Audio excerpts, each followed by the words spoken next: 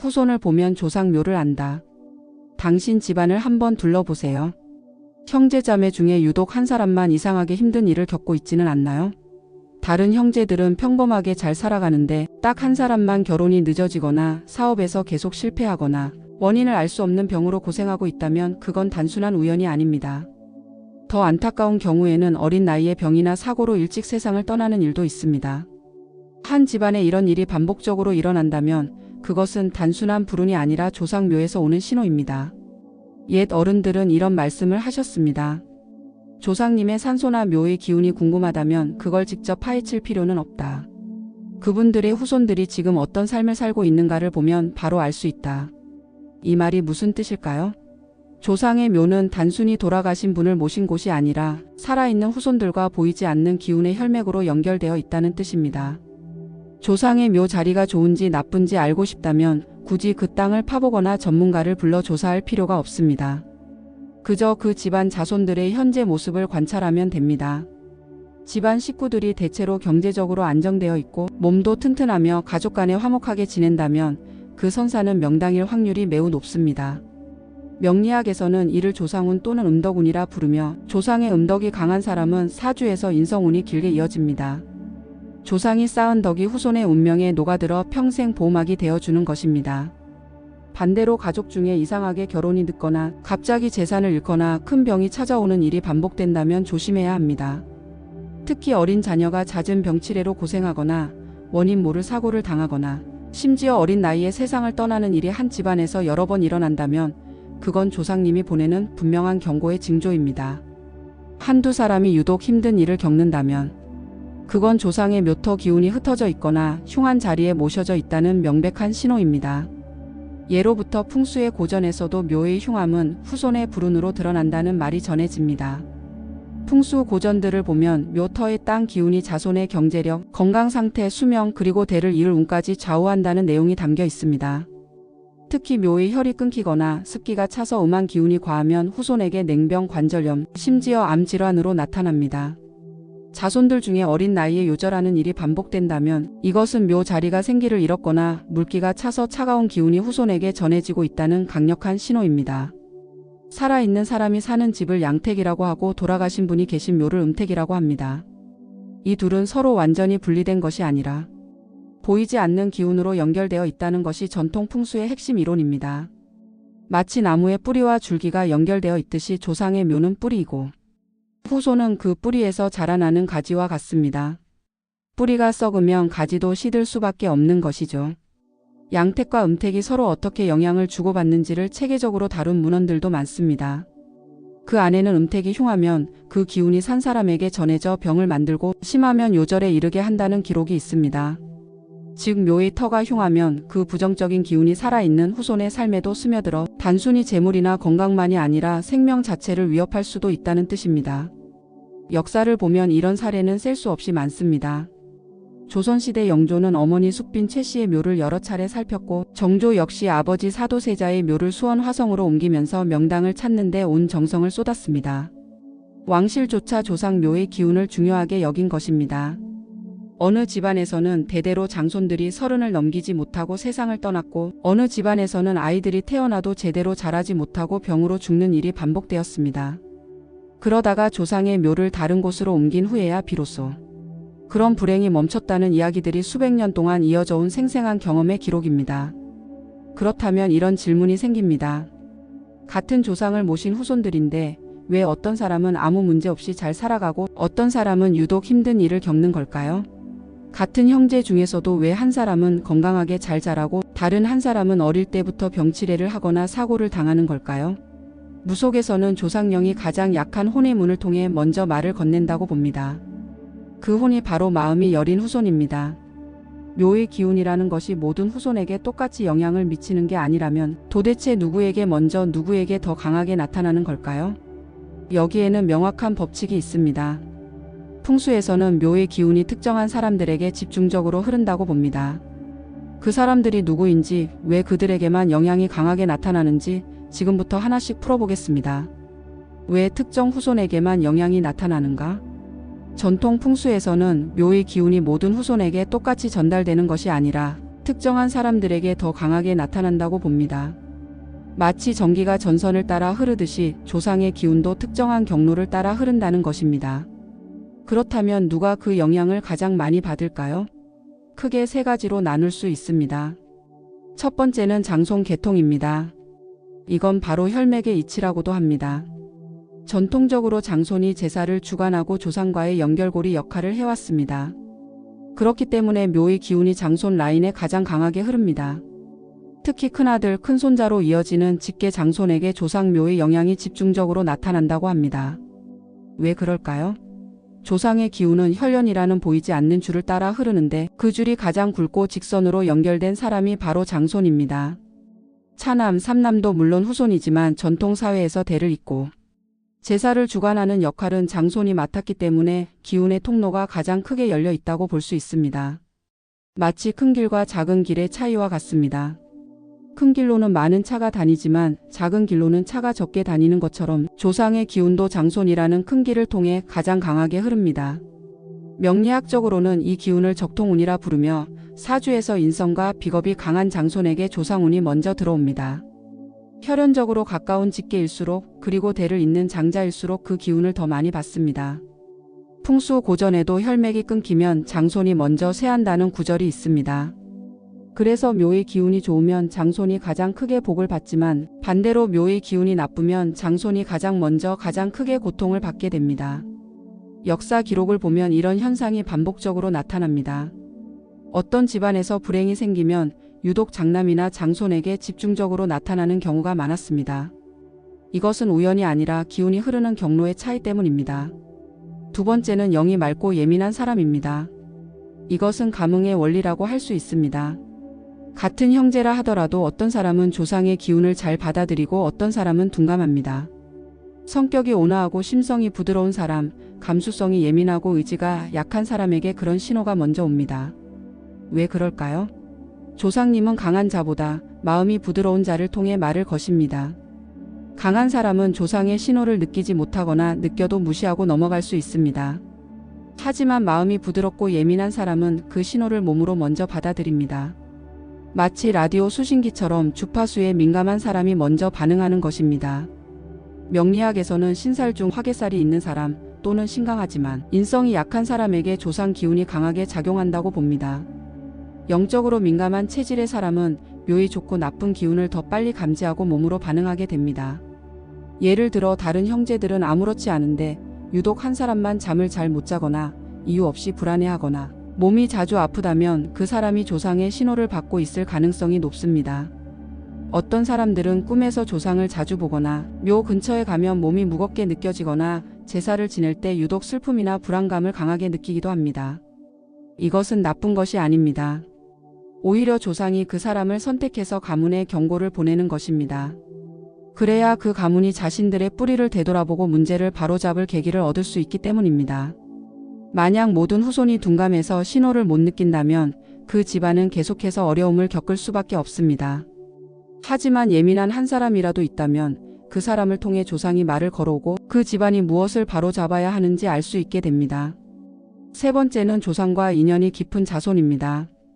이것은 효심의 통로라고 부를 수 있습니다. 조상을 자주 생각하고 성묘를 정성껏 다니는 사람, 효심이 깊고 가문을 소중히 여기는 사람일수록 조상의 기운과 더 강하게 연결됩니다. 이는 마치 라디오 주파수를 맞추는 것과 같습니다.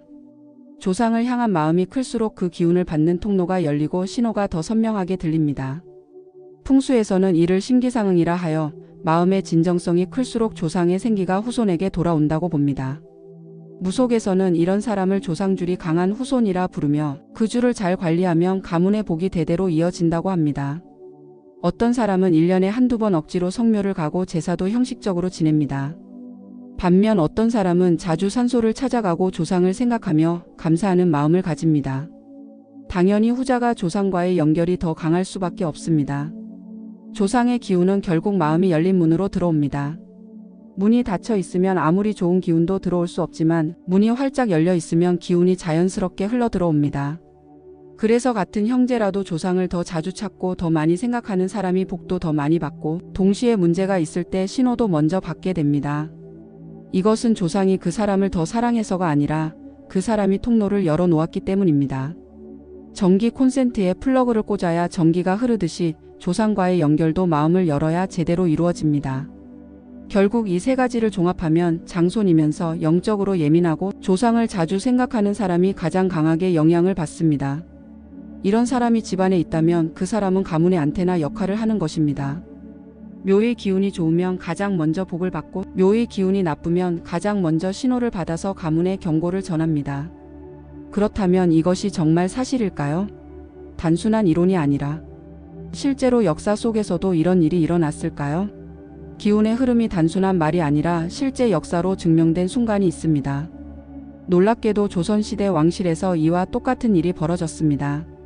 그것도 우리가 가장 존경하는 세종대왕의 왕릉에서 말입니다. 지금부터 그 충격적인 실화를 들려드리겠습니다. 세종대왕 영릉의 비극 마이너스 역사가 증명하다. 지금부터 들려드릴 이야기는 단순한 전설이나 민간 설화가 아닙니다. 조선 왕조실록에 명확하게 기록된 우리 역사상 가장 충격적인 풍수 사건입니다. 바로 세종대왕의 왕릉 이야기입니다. 때는 1447년 세종대왕이 아직 살아계실 때였습니다. 조선시대에는 왕이 생전에 미리 자신이 묻힐 자리를 정하는 경우가 있었는데 이를 수릉이라고 불렀습니다. 세종대왕은 아버지 태종이 묻힌 헌릉 근처 그 서쪽 언덕을 자신의 영원한 안식처로 정했습니다. 부모님 곁에서 영면하고 싶다는 효심에서였습니다. 그런데 문제가 생겼습니다. 당시 조정에서 가장 이름난 풍수가 최양선이라는 사람이 있었습니다. 그는 세종의 수릉 자리를 직접 살펴본 후 조정에 충격적인 보고를 올렸습니다. 이곳은 절사 손장자의 땅입니다. 후손이 끊기고 장자를 잃을 흉한 자리입니다. 이 말이 조정에 퍼지자 난리가 났습니다. 신하들은 분노했습니다. 특히 정인지를 비롯한 대신들은 이런 요망한 소리를 하는 자는 처단해야 합니다. 라며 최양선을 벌하라고 상소를 올렸습니다. 왕의 무덤 자리에 대해 흉하다고 말하는 것 자체가 불경제에 해당했기 때문입니다. 하지만 세종대왕은 달랐습니다. 그는 최양선을 처벌하지 않았습니다. 오히려 그는 자신이 믿는 바를 솔직히 말한 것뿐이다. 나는 이미 왕의 자리까지 올랐는데 여기서 또 조상으로부터 발복을 기대하겠는가? 부모님 묘 근처보다 더 좋은 명당이 어디 있겠느냐라며 관대하게 넘어갔습니다. 결국 세종은 그 자리를 고집했고 1446년 소원왕후가 먼저 세상을 떠나자 그곳에 안장했습니다. 그리고 4년 후인 1450년 세종대왕도 그 옆에 함께 묻혔습니다. 하지만 최양선의 예언은 무섭도록 정확하게 현실이 되었습니다. 그것도 모두 장자들에게 집중적으로 나타났습니다. 첫 번째 희생자는 세종의 장남 문종이었습니다. 1450년 아버지 세종이 세상을 떠나자 왕위에 올랐지만 즉위한 지 겨우 2년 만인 1452년 39세의 젊은 나이로 병사했습니다. 원인을 알 수 없는 병으로 급격히 쇠약해지더니 결국 세상을 떠난 것입니다. 세종의 장자가 요절한 것입니다. 두 번째는 문종의 장남 단종이었습니다. 어린 나이에 왕위에 올랐지만 1455년 삼촌인 수양대군에게 왕위를 빼앗기고 1457년 결국 17세의 어린 나이로 비극적인 최후를 맞았습니다. 세종의 장손이 사라진 것입니다. 세 번째는 수양대군 즉 세조의 장남인 의경세자였습니다. 1457년 20세의 젊은 나이로 갑자기 세상을 떠났습니다. 왕위를 이어받을 세자가 아무런 이유 없이 요절해버린 것입니다. 네 번째는 예종의 장남 인성대군이었습니다. 1463년 겨우 2세의 어린 나이로 세상을 떠났습니다. 여기서 주목해야 할 점이 있습니다. 이 모든 불행이 차남이나 삼남이 아닌 오직 장자들에게만 집중적으로 나타났다는 사실입니다. 세종의 장남, 문종의 장남, 세조의 장남, 예종의 장남. 최양선이 예언한 장자를 잇는다는 말이 그대로 현실이 된 것입니다. 1450년부터 1463년까지 단 14년 동안 왕실의 장자 4명이 연이어 세상을 떠났습니다. 더욱 충격적인 것은 묘를 다시 파보았을 때였습니다. 예종의 할아버지 세종의 무덤을 이장하기 위해 관을 열어보니 관 속에 썩은 물이 가득 고여 있었다고 합니다. 묘 자리에 물기가 차서 차가운 음한 기운이 가득했던 것입니다. 이것이 바로 후손들에게 냉병과 요절을 가져온 원인이었습니다. 최양선의 경고가 정확히 맞아떨어진 순간이었습니다. 세조는 생전부터 아버지 세종의 영릉을 옮겨야 한다는 논의를 시작했습니다. 연이은 장자들의 비극을 보면서 묘의 기운이 문제라는 것을 확신했기 때문입니다. 하지만 세조 본인도 끝내 원인을 보지 못하고 피부병으로 고생하다 1468년 세상을 떠났습니다. 결국 세조의 아들 예종이 왕위에 오르자마자 결단을 내렸습니다. 1469년 즉위한 지 3개월 만에 전국의 뛰어난 풍수 전문가들을 모두 소집했습니다. 할아버지 세종대왕을 편히 모실 진정한 명당을 찾으라. 조정의 풍수가들은 전국을 돌아다니며 명당을 찾았고 마침내 여주의 한 자리를 청거했습니다. 그곳은 우의정을 지낸 이인손이라는 사람의 선산이었습니다. 예종은 직접 이인손의 후손들을 불러 할아버지를 편히 모실 수 있도록 그 자리를 양보해달라고 간곡히 부탁했습니다. 왕의 부탁이니 사실상 거절할 수 없는 상황이었습니다. 이인손의 후손들이 묘를 파자 놀라운 일이 벌어졌습니다. 묘 아래에서 비밀스러운 글귀가 새겨진 비석이 나온 것입니다. 이 자리에서 연을 날려라. 하늘 높이 떠오르거든 연주를 끊어라. 그리고 연이 떨어지는 곳에 이 묘를 옮겨 모셔라. 이인손은 이미 자신이 죽을 때 이 자리를 양보하게 될 것을 알고 후손들에게 지침을 남긴 것입니다. 후손들이 그대로 따르자 연은 서쪽으로 약 10리를 날아가 떨어졌고 그곳 역시 명당이어서 가문이 계속 번창했다고 합니다. 1469년 3월 6일 마침내 세종대왕과 소원왕후의 관이 여주로 옮겨졌습니다. 이 작업에 동원된 인원만 1500명이 넘었고 서울에서 여주까지 3교대로 상여를 메고 갔습니다. 국가적 대역사였습니다. 그리고 새로운 자리는 정말로 명당이었습니다.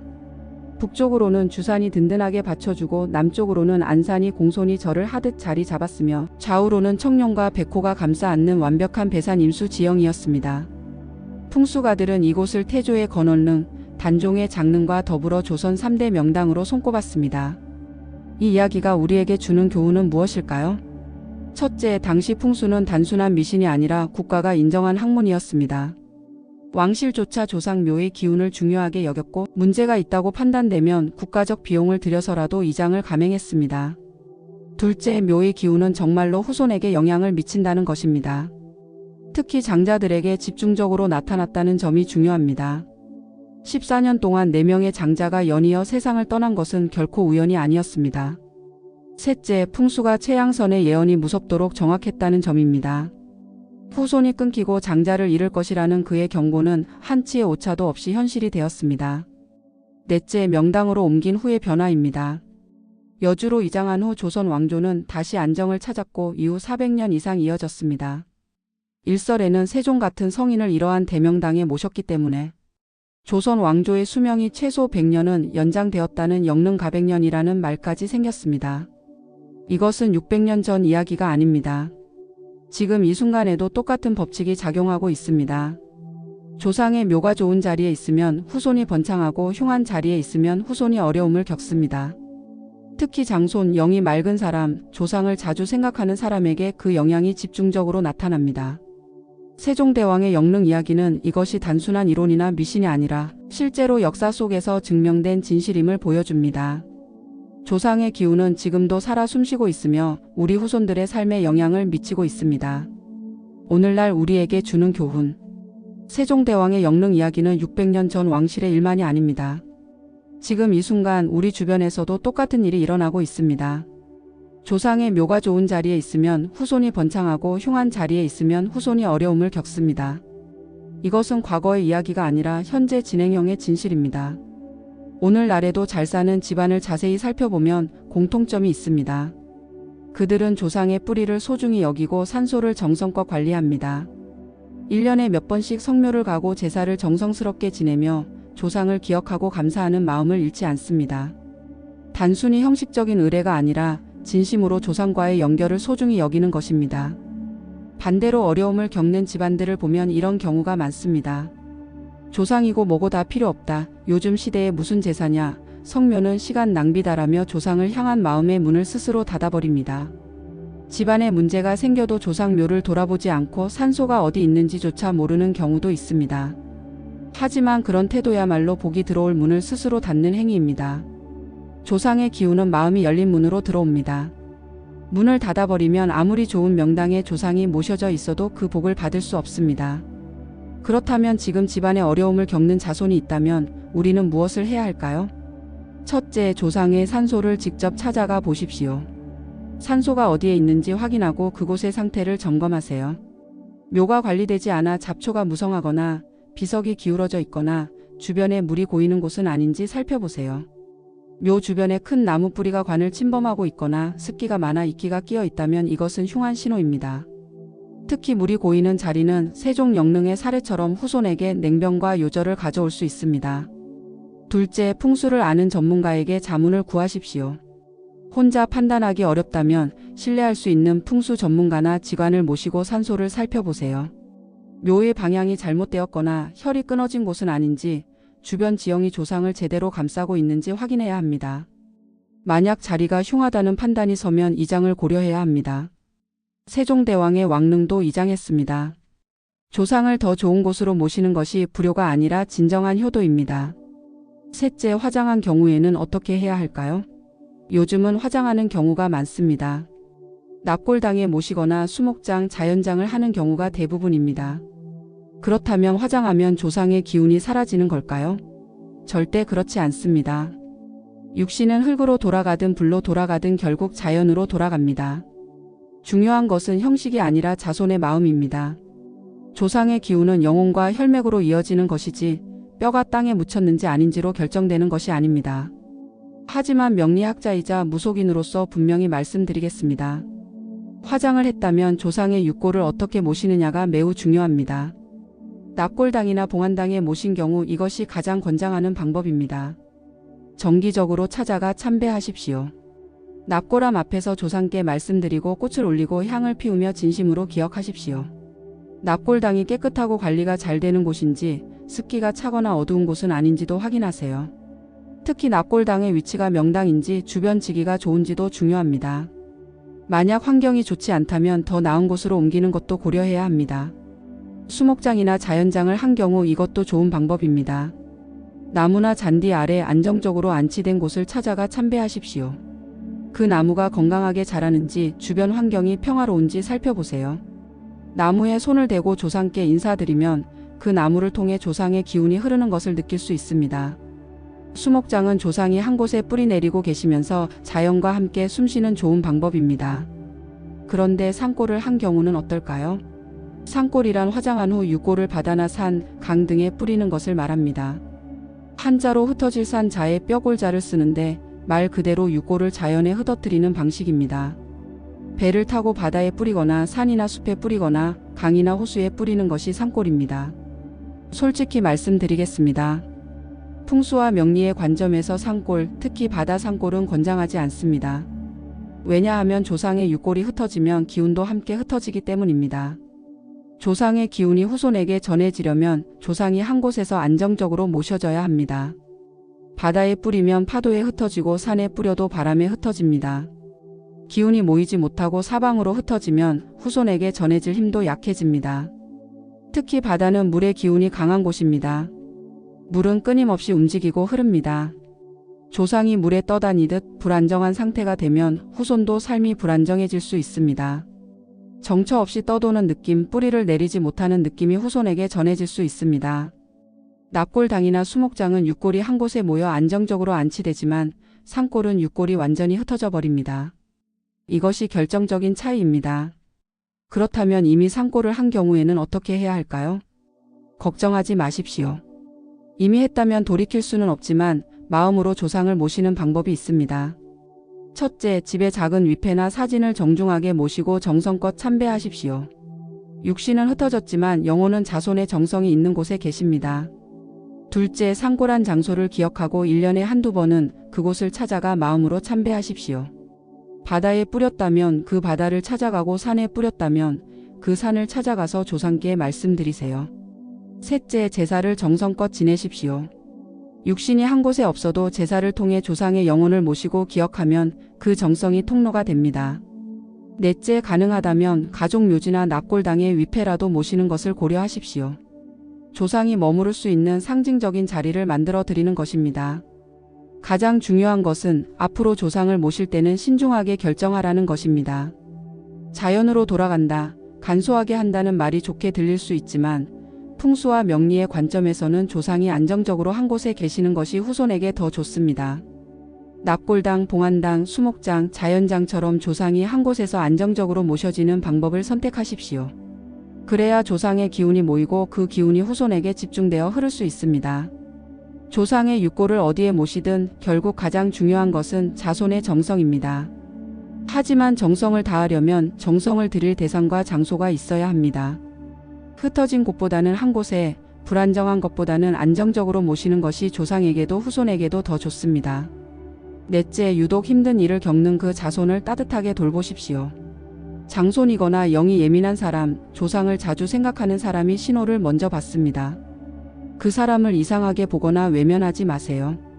오히려 그 사람은 가문의 안테나 역할을 하고 있는 것입니다.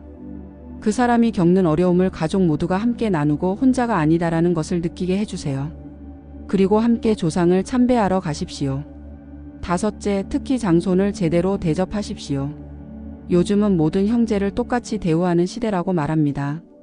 물론 인격적으로 평등하게 존중받아야 하는 것은 당연합니다. 하지만 기운의 흐름에서는 엄연히 차이가 있습니다.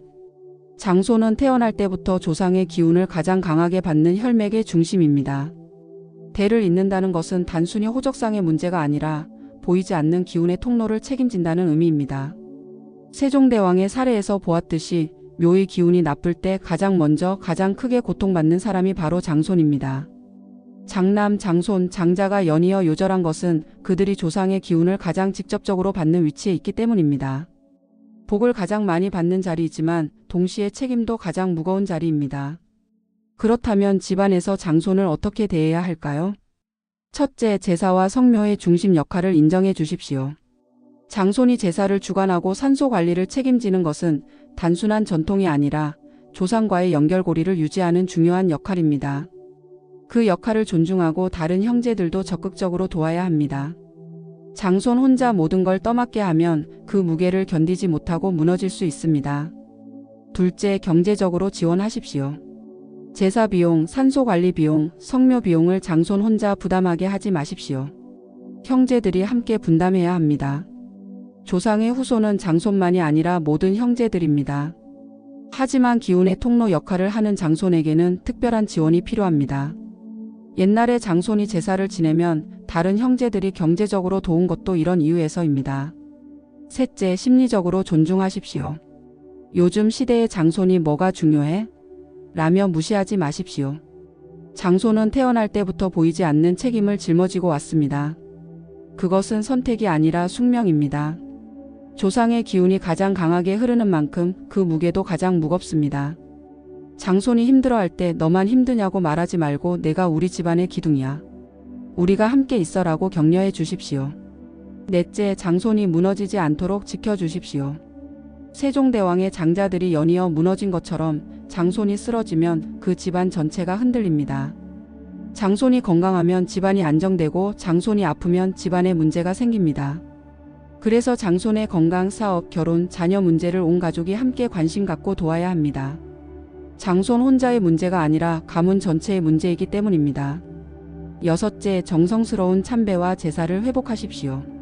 형식적으로 하는 제사는 의미가 없습니다. 진심으로 조상을 기억하고 감사하는 마음으로 참배를 가세요. 산소든 납골당이든 수목장이든 도착하면 주변을 깨끗이 정리하고 조상님께 근황을 여쭙듯 말씀드리세요. 할아버지, 요즘 집안에 어려운 일이 있습니다. 저희를 지켜봐 주십시오. 이렇게 진심을 담아 대화하듯 말씀드리면 조상의 기운이 응답합니다. 일곱째, 가족 모두가 함께 움직이십시오. 한 사람만의 문제가 아닙니다. 가족 전체가 조상을 향한 마음을 함께 모아야 합니다. 특히 장손이나 어려움을 겪는 사람 혼자 떠맡게 하지 말고 형제자매 모두가 함께 참배하고 함께 조상을 기억하십시오. 조상의 기운은 혼자가 아니라 가문 전체를 향해 흐릅니다. 조상의 기운은 지금도 살아 숨쉬고 있습니다. 특히 장손과 마음 열린 자손을 통해 끊임없이 흐르고 있습니다. 뿌리를 소중히 하는 것이 곧 복을 부르는 길입니다. 나무는 뿌리가 튼튼해야 가지가 무성하고 열매를 맺듯이 우리의 삶도 조상이라는 뿌리가 건강해야 후손이 번창합니다. 세종대왕께서도 결국 명당을 만나 편안히 잠드신 후 조선 왕조가 다시 안정을 찾았습니다. 그 교훈은 지금도 유효합니다. 조상을 잘 모시면 복이 오고 소홀히 하면 복이 떠납니다. 이것은 미신이 아니라 수백 년 역사가 증명한 진실입니다. 여러분의 집안에도 이런 신호가 있나요? 유독 한 사람만 힘들거나 같은 문제가 반복되거나 설명할 수 없는 불운이 계속된다면 오늘 당장 조상을 찾아가 보세요. 매장묘든 납골당이든 수목장이든 형식보다 중요한 것은 조상을 기억하고 감사하는 그 마음입니다. 그리고 집안의 장손이 지금 어떤 상황인지 그를 제대로 대접하고 있는지 돌아보세요. 조상님이 여러분에게 말을 걸고 계신지도 모릅니다. 오늘 이 영상이 여러분의 삶의 작은 깨달음이 되었기를 바랍니다. 구독과 좋아요, 알림 설정으로 더 많은 풍수와 명리 이야기를 받아보세요. 그리고 댓글로 여러분의 경험을 공유해 주시면 함께 이야기 나눠보겠습니다. 조상의 기운이 여러분 모두를 축복하기를 바랍니다. 감사합니다.